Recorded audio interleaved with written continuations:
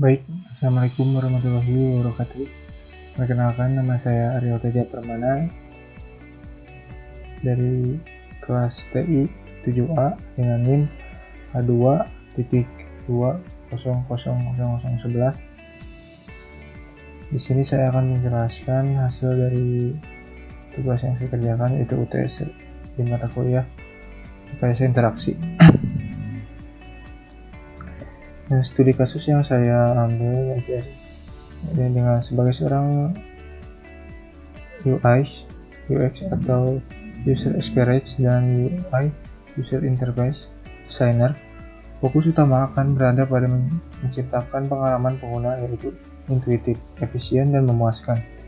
Proses desain UI UX melibatkan serangkaian tahapan yang mendalam. Fokus saya pada pengembangan ini yaitu pada game edukasi untuk bahasa isyarat. Beberapa aspek yang mungkin menjadi perhatian utama melibatkan pengalaman pengguna yang inklusif, navigasi yang jelas, serta elemen desain yang mendukung pendidikan dan keterlibatan pengguna. Latar belakang dari story game edukasi ini yaitu story game edukasi atau bahasa isyarat ini menciptakan dasar naratif yang kuat untuk game edukasi bahasa isyarat dengan fokus petualangan, tantangan, dan pembelajaran yang menyenangkan. Pemain tidak hanya terlibat dalam cerita, tetapi juga aktif belajar bahasa isyarat melalui interaksi dengan karakter dan situasi dalam permainan. Game ini bertujuan untuk mengajarkan pemain tentang keunikan dan kekuatan bahasa isyarat sebagai alat komunikasi yang kuat dan inklusif.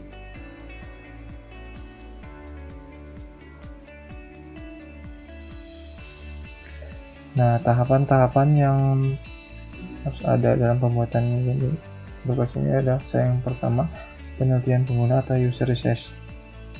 Wawancara dengan komunitas pengguna bahasa isyarat untuk memahami bagaimana mereka belajar dan berinteraksi dengan aplikasi edukasi saat ini.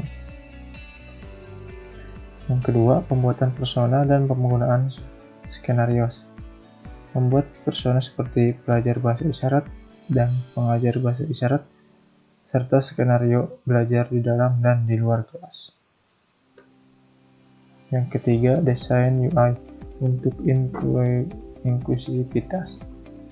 Menggunakan icon yang bersifat universal serta menyediakan opsi untuk mengatur kontras warna dan ukuran teks dalam pengaturan aplikasi.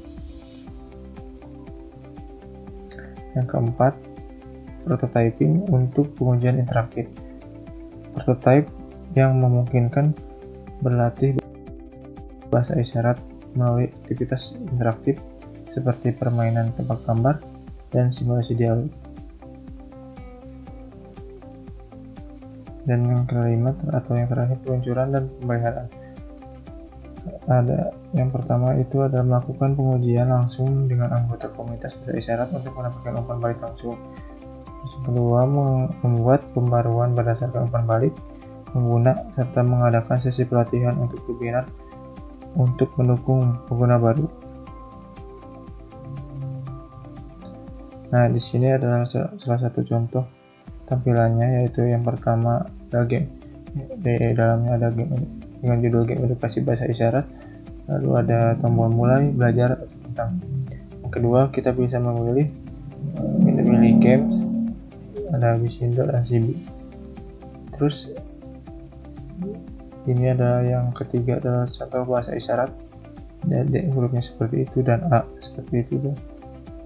Dan ini yang terakhir adalah kalau kita mencapai level komplit dan bonus dengan skor bintang 3 ya, seperti yang di bawah ini yang dicontohkan.